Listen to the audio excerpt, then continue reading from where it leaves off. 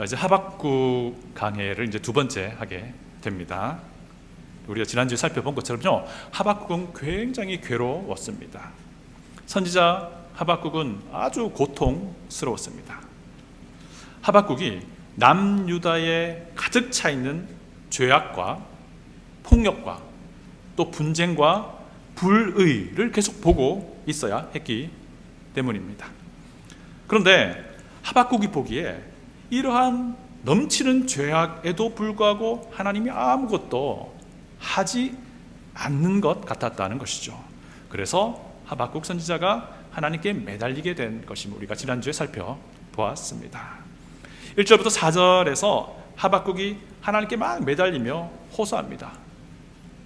그리고 오늘 이제 더해진 본문인 5절부터 11절 보니까 하나님이 드디어 그 긴 침묵을 깨뜨리고 응답하시는 장면이 나옵니다. 하박국의 질문에 대한 하나님의 응답은 의외로 굉장히 간단합니다. 나도 너와 똑같이 생각한다 라는 것입니다. 나도 내가 보고 있는 남유다의 죄악을 보고 있다 라는 것입니다. 나도 내가 보고 있는 것과 똑같은 것을 보고 있다 라는 것입니다. 그래서 그들의 죄악을 내가 징계하겠다라고 하는 것이 하나님의 응답입니다. 그리고 무엇으로 징계하시겠느냐 하면 지금 떠오르고 있는 신흥강국 바벨론이라는 나라를 사용해서 남유다의 그 죄악에 대하여 징계하겠다라고 하는 것이 하나님의 응답입니다. 하나님의 응답은 이것이죠. 바벨론이라는 것입니다.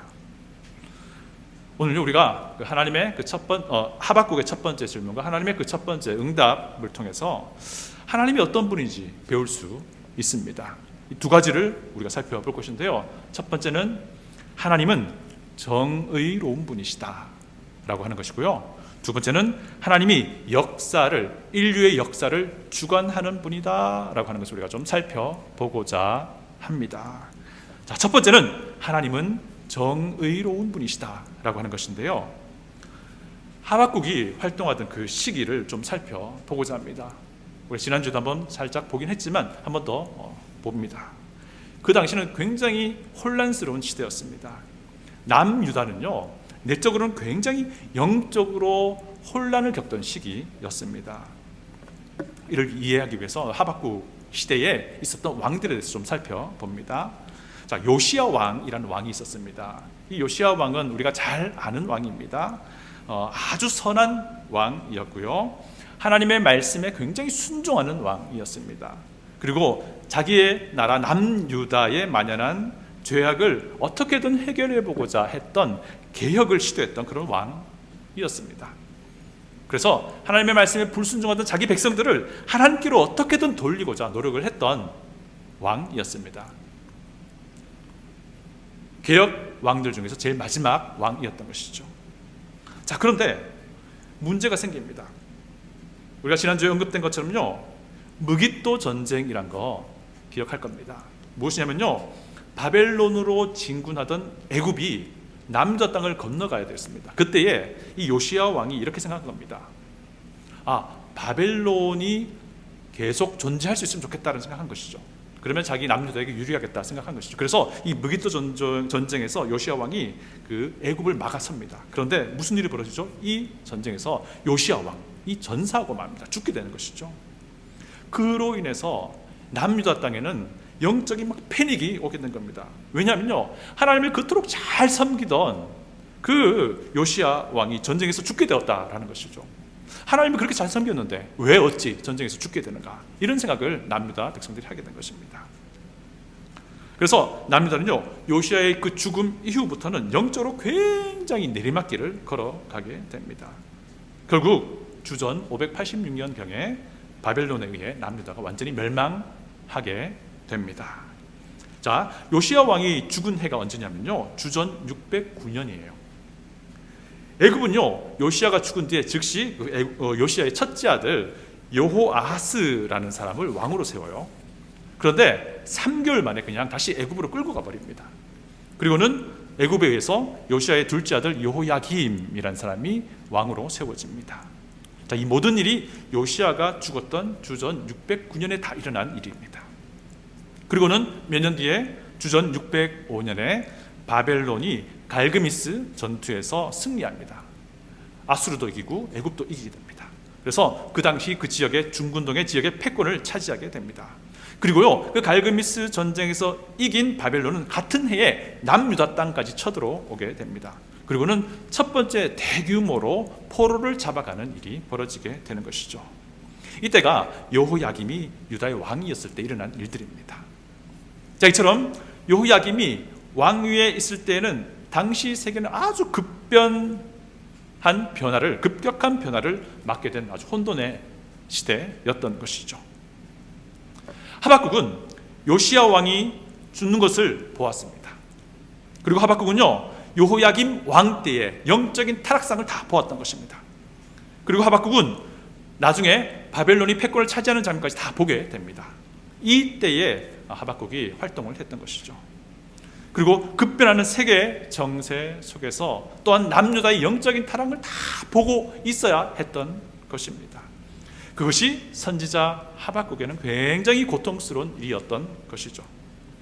그래서 그가 하나님께 따지며 질문을 하는 것입니다. 그런데 그 내용을 잘 보니까요, 하박국이 그냥 괴로움 속에서 하나님께 막 따지기만 하는 것은 아니에요. 그 당시 남유다의 그 영적인 타락의 원인이 무엇인지 그것을 잘 알고 있다라는 것입니다.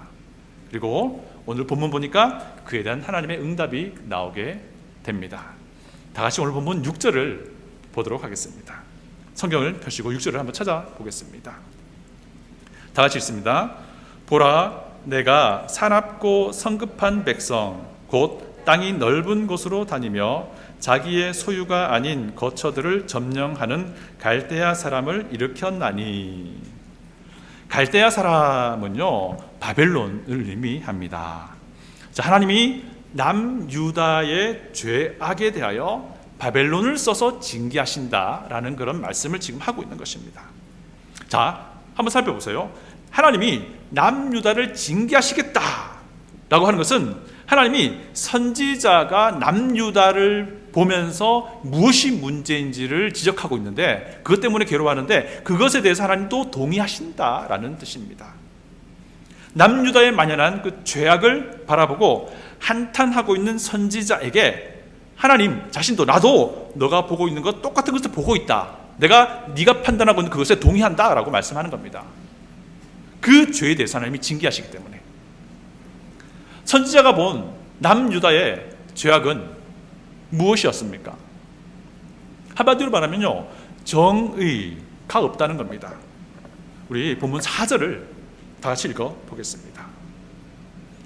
이러므로 율법이 해이하고 정의가 전혀 시행되지 못하오니 이는 악인이 의인을 애워쌌으므로 정의가 굽게 행하여 짐이니이다. 정의가 실행되지 않는 상황을 한 절에서 두 번씩이나 반복합니다. 정의가 전혀 시행되지 못하오니 정의가 굽게 행하여 짐이니이다. 이 말이 무슨 말이냐면요, 선악의 기준이 없다라는 것입니다. 선악의 기준의 근본은 하나님의 말씀 율법인데 그것이 사라졌다라는 것입니다. 하나님의 기준이 완전히 무시되고 있다라고 판단하고 있는 것입니다. 정의가 없다는 것이죠. 그렇게 설명하고 있는 겁니다. 선지자 하박국은요, 자신의 고통과 그 남유다 백성의 그 고통을 아주 정확하게 진단하고 있다는 것입니다. 결국 어떻습니까? 하나님의 정의가 없는, 하나님의 기준이 없는 그 사회는 폭력과 분쟁이 난무하게 됨을 오늘 말씀 통해서 우리가 알 수 있습니다. 하나님의 기준이 없다라고 하는 사회는요, 힘 있는 자가 기준이 되는 것을 말합니다.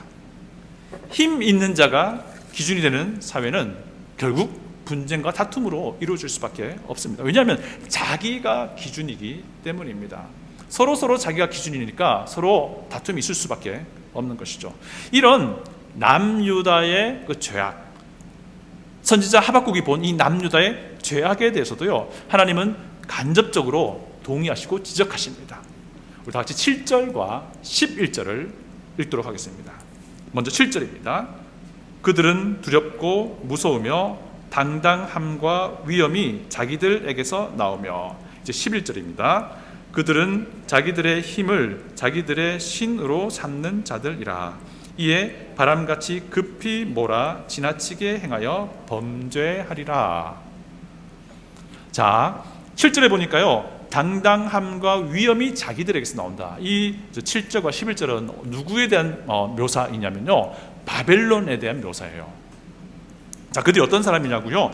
당당함이 자기들에게서 나온다라고 말합니다. 이 당당함이라고 번역한 히브리어는요, 사실 4절에서 두 번 나오고 있는 정의, 그 똑같은 단어를 이렇게 번역하고 있습니다. 이 정의가 자기들에게서 나온다는 것입니다. 자기가 하는 일이 정의라고 여겨진다는 것입니다. 그래서 이것을 어떻게 설명합니까? 자기들의 힘을 자기들의 신으로 삼는 자들이라고 말합니다. 이런 이들은요, 자기의 힘이 자기의 신이 된 사람들인 겁니다. 하나님의 정의가 없는 유다를 징계하는 도구로 정의가 없는 바벨론을 사용하시겠다라는 그 역설적인 상황을 통해서 하나님은 지금 하박국 선지자가 남유다를 지금 진단하고 있는 그것을 똑같이 동의하고 있다는 것입니다. 하나님의 말씀을 무시하는 남유다는 정의가 사라진 사회라는 것입니다. 꼭 마치 자기 자신이 정의가 된 그런 사회가 되었다라고 하는 것입니다. 마치 자기가 신인 것처럼 여기게 되었다라고 말하는 것입니다. 그래서 정의가 사라진 남유다를 정의로운 공의로운 하나님이 징계, 심판하시겠다라는 메시지가 오늘 본문에 주어지고 있는 것입니다. 여러분, 하나님의 기준이 무시되는 것, 그것은요, 자기를 자신의 신으로, 주인으로 삼았다라는 뜻입니다. 자기가 자기의 주인이 되겠다라는 겁니다.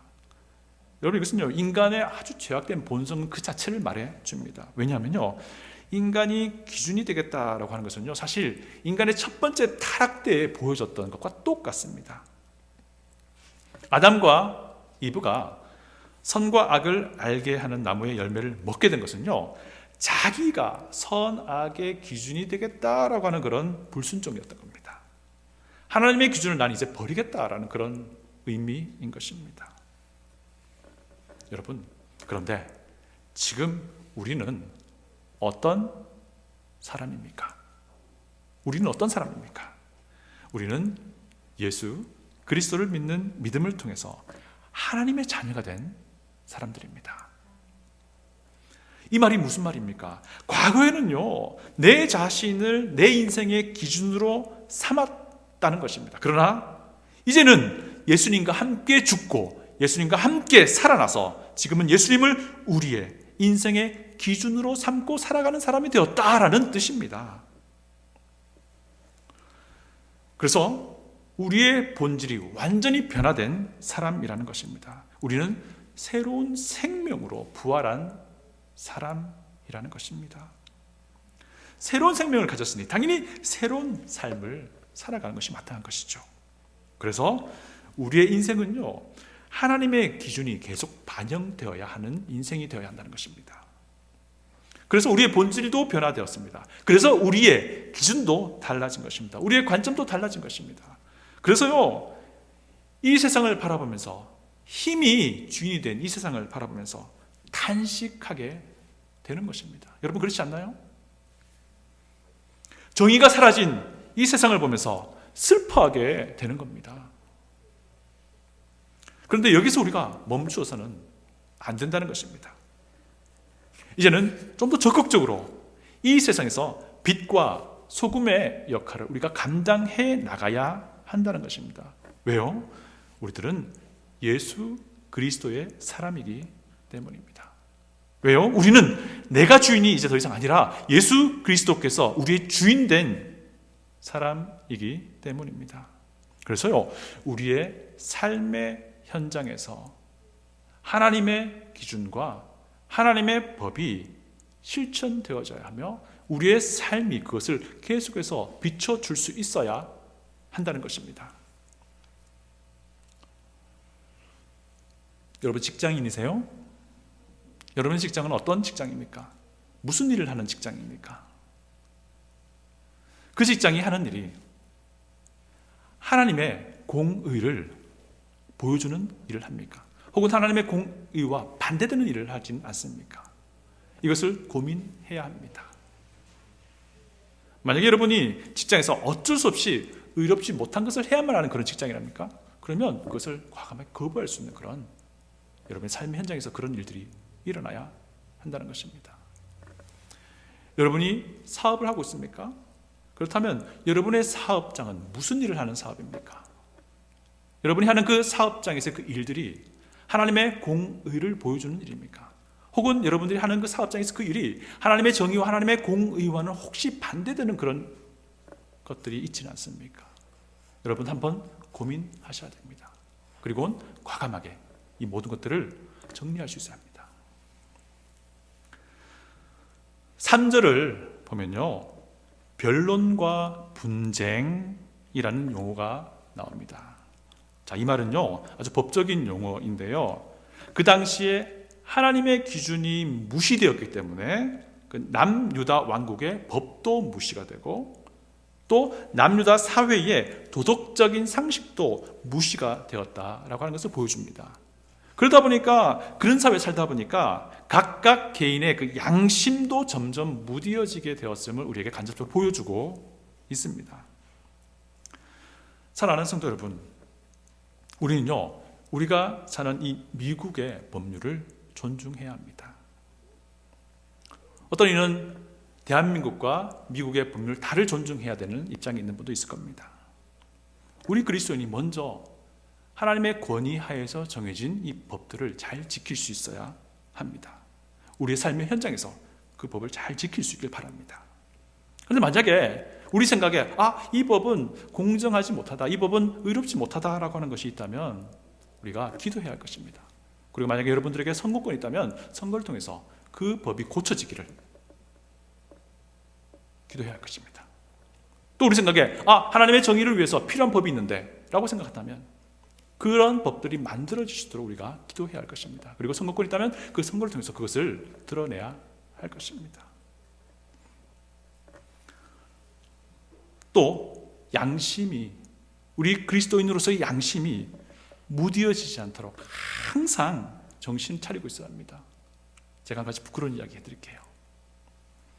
며칠 전에 저희 아마존 계정에서요, 이상한 일이 벌어졌어요. 한 가지는요, 결제를 했는데 똑같은 게 또 결제가 된 거예요.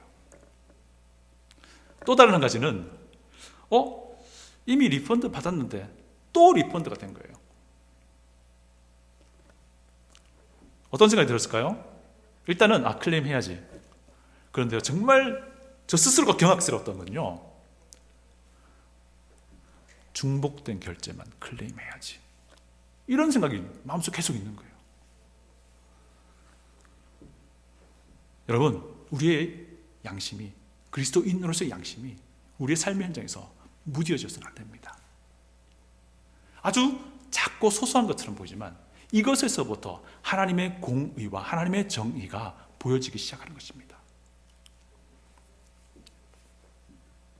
그래서 제가 어떻게 할게요? 네, 다 클레임했습니다.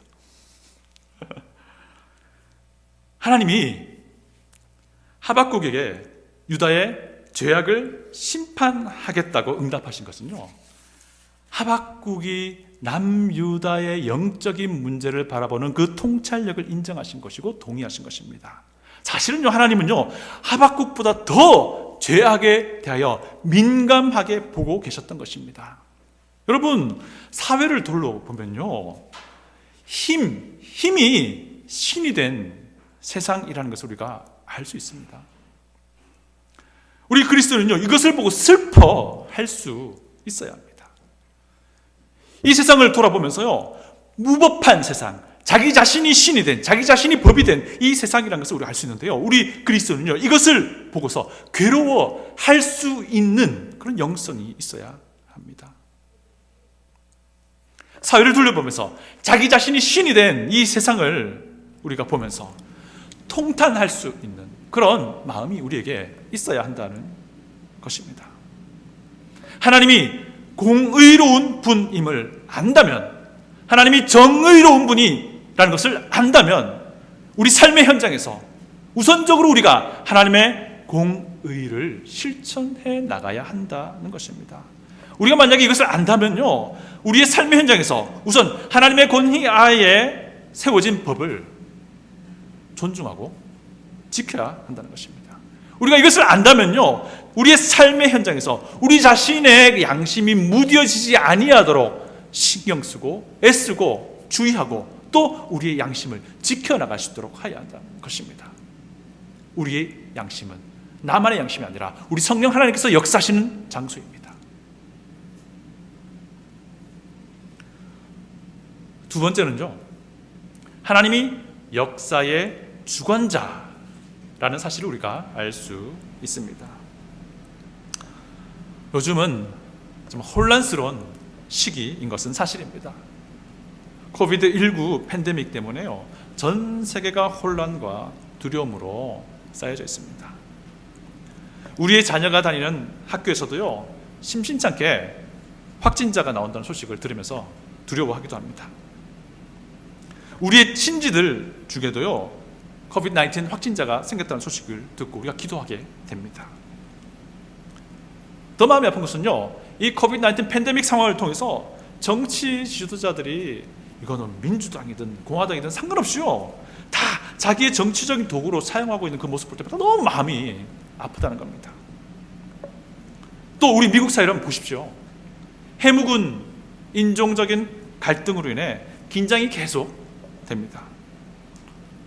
또 제가 이사해 왔던 그 캘리포니아를 보십시오. 정말 유리 없는 산불로 사람들이 집을 떠나야 되는 그런 상황이 벌어집니다. 제가 보도를 보니까요, 제가 있었을 때도 그런 산불들이 자주 있었는데요, 더 심한 것 같아요. 엄청 심한 것 같아요. 또 보세요. 남부 해안가로는 허리케인이 막 와서 사람들이 또 집을 떠나야 하는 그런 상황이 발생합니다. 또 눈을 세계로 한번 돌려보십시오. 중국이 미국에 대항해서 패권을 차지하려고 애쓰고 있는데 아직은 역부족입니다. 그런데 이 일 때문에 어떤 일이 벌어지려고 합니까? 남중국해에서 국지전이, 전쟁이 벌어질 수도 있다는 생각을 사람들이 많이 하게 됩니다. 이런 상황을 보는 우리 그리스도인도요, 마음이 착잡해집니다. 어떻게 해야 할까요? 그냥 마냥 슬퍼만 하고 있어야 할까요? 그저 안타까워만 하고 있어야 할까요? 아닙니다. 이 모든 일들을 바라보면서 그 일들 하나하나에 우리가 일희일비할 이유는 없습니다. 그저 담담하게 돌아가고 있는 것을 보시면 될 것 같습니다. 우리가 보기에요, 문제투성이인 것들 하나하나도 사실은요, 하나님이 주관하고 계시기 때문입니다. 이 세계에서 일어나는 여러 가지 많은 사건, 사고, 많은 일들, 그 모든 것들도 하나님의 손 안에서 이루어지고 있다라는 것입니다. 하박국이 처한 그 당시의 세계 정세와 남유다의 상황도 정말 긴박하고 심각한 상황이었습니다. 역사상 가장 잔악한 군대를 보유했다라고 알려져 있는요, 그 아수르, 전통의 강호 아수르의 힘이 막 약해져 가고 있었고요, 그 아수르에 대항하여 바벨론이라는 나라가 등장하게 됩니다. 그리고는 아수르와 막상막하를 겨루게 됩니다. 그러다 보니까 바벨론 역시 그 포악하기가 아수르 못지 않겠다라는 생각을 하게 된다는 것이죠. 이 상황에서 남유다 사회는 어떻습니까? 폭력이 기준이 되어 있는 사회가 됩니다. 그래서 하나님의 기준이 무시되는 사회가 되어버립니다. 이것을 하박국은 바라보고 있는 것입니다. 하박국은 이런 죄악상이 영적인 타락의 결과임을 보고 있었습니다. 그래서 이들의 죄악에 침묵하시는 하나님께 매달리고 있었던 것이죠. 그때에 하나님이 하박국에게 말씀하시는 것은 이것입니다. 남유다만 보지 말고 현재 돌아가고 있는 세계 정세를 한번 보라라고 말씀을 하십니다. 우리 다 같이 본문 5절을 읽어 보겠습니다. 여호와께서 이르시되 너희는 여러 나라를 보고 또 보고 놀라고 또 놀랄지어다. 너희 생전에 내가 한 가지 일을 행할 것이라. 누가 너희에게 말할지라도 너희가 믿지 아니하리라. 하나님의 첫 번째 응답은요, 하나님께서 무언가를 행하시겠다라는 것입니다. 그 일은 하박국의 생전에 일어날 일입니다. 그리고 굉장히 놀랍고 믿을 수 없는 그런 일이라고 하십니다. 그것은 무엇이냐면 지금 막 떠오르는 강국 바벨론을 사용해서 남유다를 징계하시겠다라는 것입니다. 다 같이 6절을 한번 더 읽어보겠습니다. 6절입니다. 보라, 내가 사납고 성급한 백성 곧 땅이 넓은 곳으로 다니며 자기의 소유가 아닌 것을 점령하는 갈대아 사람을 일으켰나니. 갈대아는 지역 이름입니다. 바벨론 왕국의 중심 지역입니다. 그래서 갈대아 사람이라면 바벨론 나라를 말하는 겁니다. 자, 신흥강국 바벨론을 하나님이 사용해서 남유다를 징계하시겠다라는 말씀이죠. 그래서요, 6절부터 11절까지 계속 이어지는 말씀을 보면요, 이 바벨론이라는 나라의 특징을 설명해 줍니다. 바벨론이라는 나라의 군대에 대해서 설명합니다. 그 군사력이 아주 강력할 것이라고 말하고 있고요. 그리고 바벨론은 다른 나라들을 아주 빠르게 점령해 나갈 것이다 라고 설명을 하고 있습니다. 하박국의 그 질문에 대한 하나님의 답은 바벨론이었습니다. 지금 아수르와 패권을 다투고 있는 그 바벨론이라는 것이에요. 결국 바벨론이 패권을 차지할 것이고요, 바벨론이 다른 여러 나라를 빠르게 정복해 나갈 것이고요, 남유다도 바벨론에 의해서 정복당하게 될 것이다 라는 것입니다. 이것을 통해서 하나님이 이 역사를 움직이시면서 하나님이 남유다의 죄악에 대하여 심판하시겠다라는 것이죠. 자기가 신이 된 바벨론을 사용해서 자기가 신이 된 남유다를 징계하시겠다는 것이 하나님의 뜻이었던 거예요. 하박국에게 이것을 보라라고 하나님이 응답하신 겁니다. 하박국은요, 하나님이 바벨론이라는 나라를 통해서 남유다를 징계하시겠다라고 하는 것은 상상도 못할 일이었습니다. 그래서 이렇게 말하는 겁니다. 네가 믿기지 않을 일이다, 네가 깜짝 놀랄 일이다 라고 말하고 있는 겁니다. 왜냐하면요, 우리가 다음 주에 살펴볼 것이긴 하지만 하박국이 두 번째 질문에서 이렇게 말합니다. 어째서 사악한 바벨론을 사용해서 남유다를 징계하십니까? 라고 두 번째 질문해요. 하박국이 도저히 이해할 수 없는 상황이었다는 것이죠. 그럼에도 불구하고 하나님은 바벨론을 사용해서 남유다의 죄악을 징계하신다는 겁니다. 하나님은 그 당시 급변하는 세계 정세를 활용하고 계셨다라고 하는 것입니다. 그렇게 할 수 있는 이유가 무엇일까요? 한 나라의 역사와 세계의 그 역사는 하나님의 주권 하에서 움직이기 때문에 하나님은 그 역사의 모든 것들을 사용하셔서 하나님이 원하신 대로 이끌어 가신다는 것입니다. 하나님이 하박국에게 보라라고 한 것이 바로 이것입니다. 하나님의 주권 하에 역사가 움직여진다는 것입니다. 하나님의 주권 하에 한 나라의 흥망성쇠가 결정된다라고 하는 것입니다. 이것을 보니까 이미 하나님은 유다의 죄악을 보고 계셨다는 것입니다. 하박국이 기도하면서 왜 침묵하시냐라고 기도할 때 그때 이미 하나님은 보고 계셨다는 것입니다. 하나님의 때가 되면 머지않아 주전 605년에 갈그미스 전투에서 바벨론이 패권을 차지하게 될 것이었습니다. 그리고 요시야 왕 이후에 영적인 타락의 끝장을 보여주는 남유다는요, 주전 586년경에 바벨론이라는 도구에 의해 하나님의 징계를 받게 될 것이었다라는 것이에요. 이것을 좀 보라라고 하나님이 하박국에게 말씀하고 있는 겁니다. 너 이거 봐라. 이 세계의 역사는 내가 움직이고 있다 라고 말씀하고 있는 것입니다. 지금 우리가 겪고 있는 혼란을 보면요, 사실 답이 없는 것 같습니다. 코비드-19 팬데믹으로 인해서 벌어진 고통과 괴로움과 이 불편함을 생각해 보면 정말 절망적이기도 합니다. 미국 사회가 겪고 있는 갈등을 보면 답답합니다. 도처에서 고통스러운 일들이 막 벌어집니다. 우리가 사는 삶의 현장은 어떻습니까? 그 현장 안에서도요, 부조리가 있고요, 힘의 논리가 막 지배됩니다. 그러나 우리의 삶의 현장에서 그리스도인으로서 하나님의 공의를, 하나님의 정의를 실천하고자 할 때에 우리의 삶의 현장에서 우리가 먼저 나서서 우리의 신앙의 양심을 지키고자 할 때에 우리 하나님은요, 이 모든 것을 사용하셔서 하나님의 선을 이루어 나가실 것이 분명합니다. 여러분, 우리가 모두 기억하기를 원합니다. 우리가 그리스도인으로서 합당한 삶을 이어나갈 때에 그것이 지금 하나님이 자신의 주권 하에서 이 모든 세계 역사와 내 삶의 현장에서 일어나는 모든 일들을 주권적으로 이루어 나가시는 그 일에 동참하고 있다는 것입니다. 이것을 우리가 기억하길 원합니다. 하나님의 그 역사를 움직이시는 그 주권에, 하나님의 역사를 움직이시는 그 섭리하심에 우리가 동참하고 있다는 거예요. 이 하나님이 우리의 아버지이십니다. 다 같이 기도하겠습니다.